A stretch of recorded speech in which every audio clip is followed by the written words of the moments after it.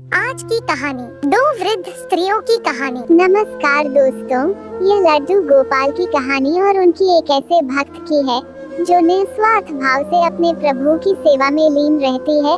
अनजाने में ही सही, लेकिन वो कुछ ऐसा कर जाती है जो सिर्फ एक सच्चे भक्त ही कर सकता है। और फिर श्री कृष्णा के बाल स्वरूप लड्डू गोपाल की अपार कृपा उस पर बरसती है। तो चलिए अब इस कहानी का आरंभ करते हैं। एक समय की बात है, एक गांव में दो वृद्ध स्त्रियां रहती थी। दोनों का इस जगत में कोई नहीं था। वे दोनों ही एक दूसरे का सहारा बनकर बड़े प्रेम भाव से रहती थी। हालांकि धर्म से दोनों अलग थी, लेकिन विचार से एक थी। उनमें से एक महिला हिंदू धर्म की थी और दूसरी जैन धर्म की थी। दोनों अपने अपने धर्म के हिसाब से प्रभु की आराधना किया करती थी।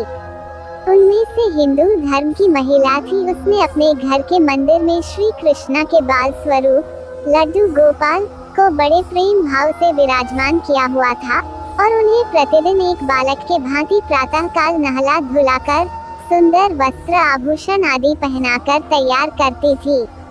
वो उन्हें एक बालक के समान ही मानती थी, इसीलिए कहीं भी बाहर जाती तो उनके लिए फल खिलौने आदि चीजें लेकर आती थी और प्रेम पूर्वक उनको भोग लगाती थी। इसी तरह वे दोनों महिलाएं एक दूसरे के परस्पर सहयोग से अपना सुखमय जीवन व्यतीत कर रही थी। वो दोनों जब पूजा पाठ एवं सभी कामों से मुक्त होती थी, तब बचा हुआ समय एक दूसरे के साथ सुख दुख बांटते हुए व्यतीत करती थी।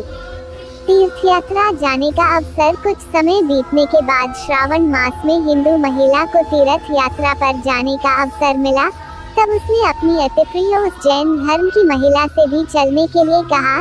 चूंकि वृद्धावस्था अधिक होने के कारण वह चलने फिरने में थोड़ी असमर्थ थी, इसीलिए उसने जाने से मना कर दिया और कहा कि मुझे चलने फिरने में परेशानी होगी, इसी कारण तुम्हें भी तीर्थ यात्रा में विघ्न रहेगा। तब वो हिंदू महिला उदास मन से तीर्थ यात्रा पर अकेले ही जाने के लिए तैयार हो गई और जाते वक्त उसने उस जैन महिला से कहा, सखी मैं 1 माह के लिए तीर्थ यात्रा पर जा रही हूँ। मेरे आराध्य श्री कृष्णा बाल स्वरूप लड्डू गोपाल का ध्यान रखना, उन्हें बिल्कुल एक बालक की तरह स्नेह देना। प्रतिदिन स्नान आदि कराकर सुंदर वस्त्र आभूषण पहनाकर भोग लगाना।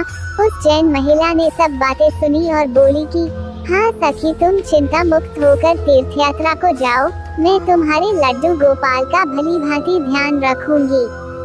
इतनी सब बातें बताकर वो महिला तीर्थ यात्रा को निकल गई और जैन महिला ने सारा कार्यभार अपने सानिध्य में लिया और बड़े उत्साह और उमंग के साथ सुबह उठकर खुद नित्य कर्म से निवृत्त होकर लड्डू गोपाल के स्नान की तैयारी में लग गई। उसके बाद जब वो उन्हें लड्डू गोपाल को नहलाने लगी तो वो उस महिला की नजर लड्डू गोपाल के पांव की तरफ पड़ी तो वह दंग रह गई, क्योंकि उनके पैर मुड़े हुए थे।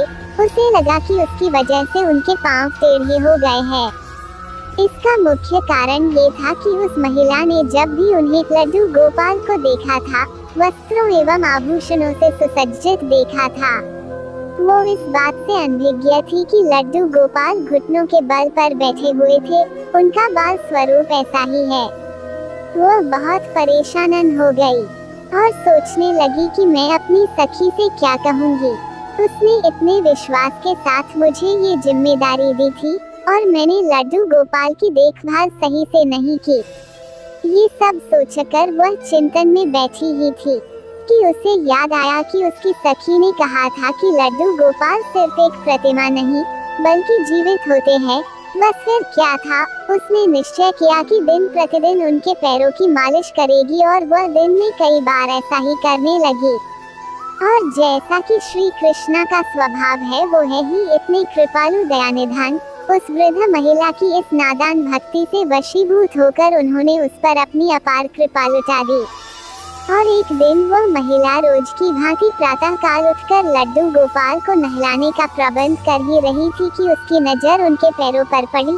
उसने देखा कि उनके लड्डू गोपाल पैर ठीक हो गए और यह सब देखकर वो वृद्ध महिला खुशी से फूली न समाई और ये सारा वृतांत सुनाने के लिए अपनी सखी का बेसब्री से इंतजार करने लगी। कुछ समय पश्चात जब वो हिंदू धर्म की महिला तीर्थ यात्रा पूर्ण करके वापस आई, तो सबसे पहले वो अपने लड्डू गोपाल के दर्शन को लालायित थी, और जैसे ही उसने लड्डू गोपाल को देखा तो आश्चर्य में पड़ गई। उसने देखा कि लड्डू गोपाल खड़े हुए थे। उसने सोचा कि शायद ये उसके लड्डू गोपाल नहीं है, और अपनी सखी के पास जाकर ये सब पूछा। तब उस जैन धर्म की महिला ने सारा वृतांत उसे सुनाया।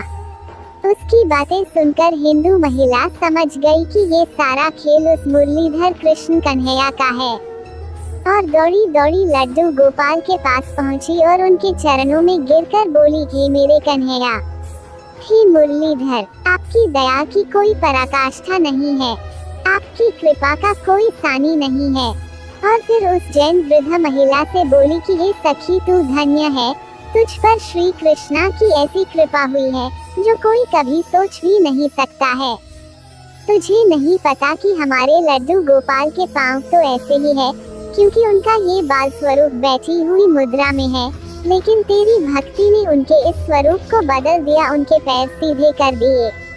बोलो वृंदावन बिहारी लाल की जय, राधा रानी सरकार की जय। दोस्तों, अगर आपको आज की कहानी अच्छी लगी तो लाइक करें, शेयर करें और कमेंट में जय लड्डू गोपाल लिखें।